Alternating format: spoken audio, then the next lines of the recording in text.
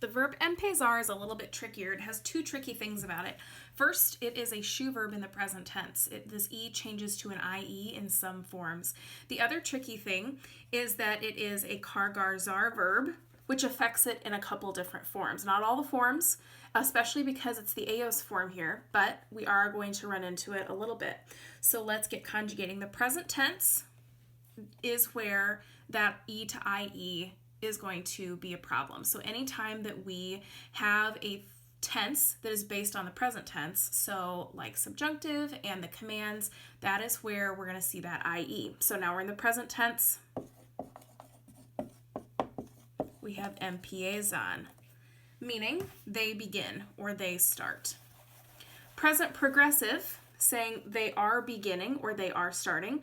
We conjugate estar in the Ellos form, están, and then we conjugate empezar in the present participle. So we add ando to the end. Están empezando. They are beginning or they are starting. Present subjunctive. Present subjunctive, we go to yo, drop the O, add the opposite ending, and that is where our kargarzar is going to come into play, because if we did not think about the kargarzar, it would be empiezan. They don't like having that. So that zar has to change, the Z changes to a C, empiezan. But since it's based on the present tense yo form, that's why we keep that IE, empiezan, meaning something like it's important that they begin their homework, empiezan. Preterite. Preterite, this is just a normal verb. So we add our normal Ellos ending, empezaron. Since it's not a sandal verb, since it's an AR verb, we don't need the E to IE. Imperfect, it's also normal because remember, imperfect only has three irregular verbs.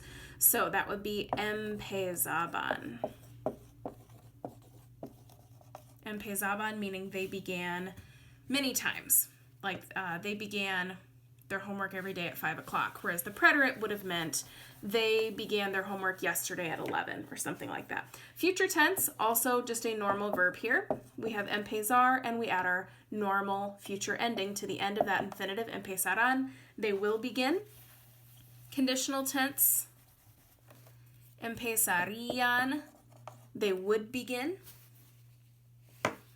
And then moving into the commands. Commands are based on the present tense, and so shoe verbs are going to apply. So for the positive to command, we just need the LA form, which is empieza, telling a friend, begin your homework, empieza.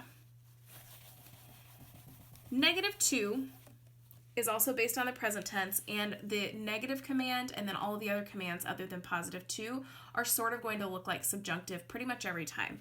So we have, we need the no in front. No empieces. Like I said, it's going to keep that E to IE, and then we have to do the kargarzar because we've switched the ending, and when we switch the ending for a kargarzar verb, we need to make sure that we are doing the appropriate changes. So no empieces, telling a friend, don't start your homework. The usted command is just getting rid of that no and dropping the S at the end. So empiece, telling me, Miss Beatty, begin. Empiece the ustedes command is just adding an N, pretty simple, telling a group of friends to begin. And then the nosotros command, we have to keep in mind, nosotros commands don't need a shoe change because it's the nosotros form unless we have an IR verb, and then we have to think about it a little bit differently. But here, it's an AR verb, and so it's not going to cause us any troubles. We do not need the shoe change. It is just empecemos, meaning let's begin.